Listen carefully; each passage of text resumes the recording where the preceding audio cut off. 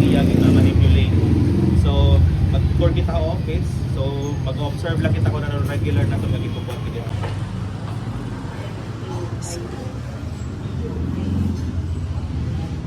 So may nakita mga OJT, mga adult student interns from Summer College and Summer State University. So kaya usually itong mubuli kita ng clients to fill out the documents. Tapos sila dahil nagsusurat para nato maka-illiterate ng mga clients. So kasi kaya nag-welcome sa hapon, may nakita dito PACD and ato public assistance and complaint desk. So this system, tatagan nila number kada usa nga client, then i-queue hira may nakita din board. Actually hindi namon board, temporary lang niya kami nakita doon ako pa ka TV, but since nag-transfer pala kita nga di waray pa ito ka-install. So adilaan natin temporary monitor na screen para natin queuing. So smaller iya, pero dapat ito dapat namon ginagamit. Tatawag ko po itong number.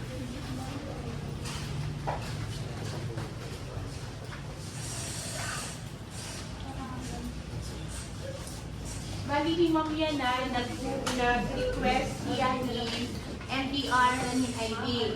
So, adi niya NDR, adi iwan niya ID. Thank you, Ma'am. Issue niya na, katbalaban doctors. Dati niya kasi record history siya active. So, para ma-activate niya, may na kasi kita mga free, parang POS. May na kita ginaaraw nga certificate of indigency. Tikang po sa SWDO handi ng munisipyo. Tapos once makahatag inhira nga documents, attach siya nila marriage contract kay nagpa-update niya to single to marry. So marriage contract. Niya ka-process, bali nagiging POS 2026 na niya para mamapili niya sa floor.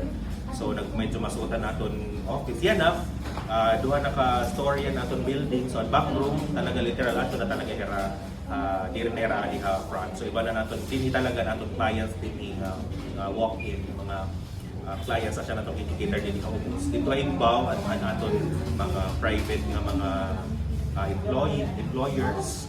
So kung may dahil mga problema dito niya employees, may problema na record dito nga tanong indicator ay inbound. At din na natin ipuputang, hindi kami nag-meeting kung may kailangan ng meetingan. Digihapon na natin supply and stock room.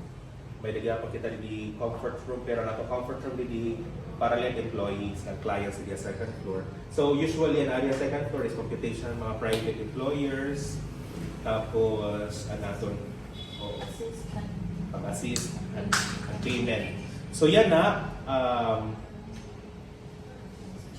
ano ang organizational structure. Ibijoy, amon gyapon niya PAs for private hiya ng government. So ang government mga remittances nga ni mga private employers dito hiya naka-assign. So yan na, ang i-demo is ang una na yan naton yakap accesshan ka ng Tacloban nga mga areas which is makikita natin kung hinang mga area ka providers. Tacloban ka sir, sure. O sir, ang provider nga makaka-provide ito nga medicine as well as ang kanan laboratories gihapon sir.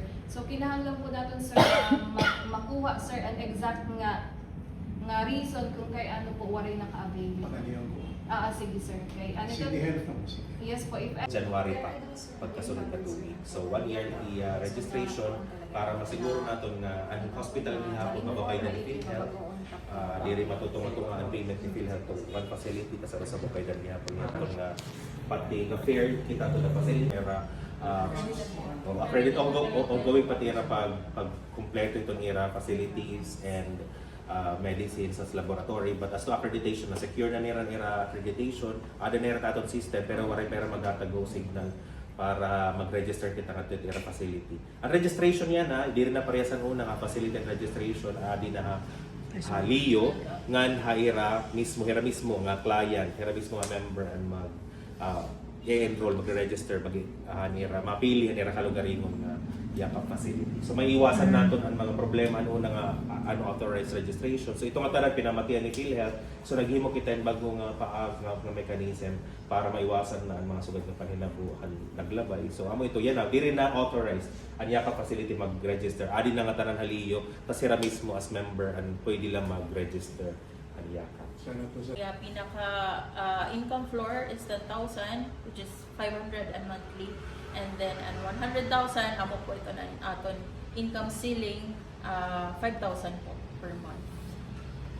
5%. Ang deadlines ma'am. Hatag naman. Usually, nag-a-attach din PhilHealth ID ang mga nakadiha amon walk-in para madali matrace ang irahan ng record diha amon. Pero as to yan na-check naman ang PIN ni sir, so i-proceed na naman. Kadi kita lidihan akon computer. Ano ba? So, ano hindi ka na para nakikita nila? Waray ito dito. Waring ito. Oh, ang remote. Mamaya. Sige. Yakap adi nga updated primary care module.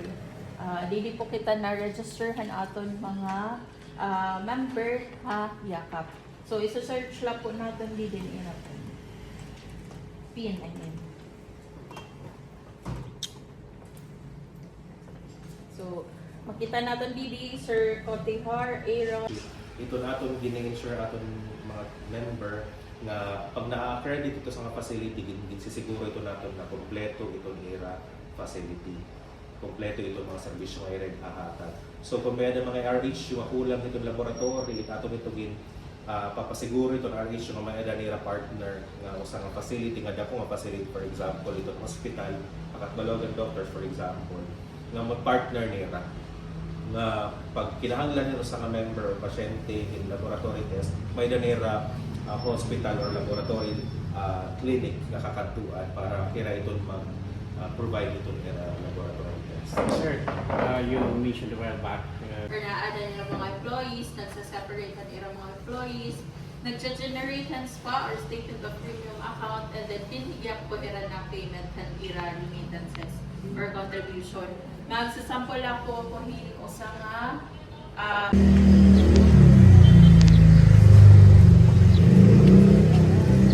Signature or signature lang?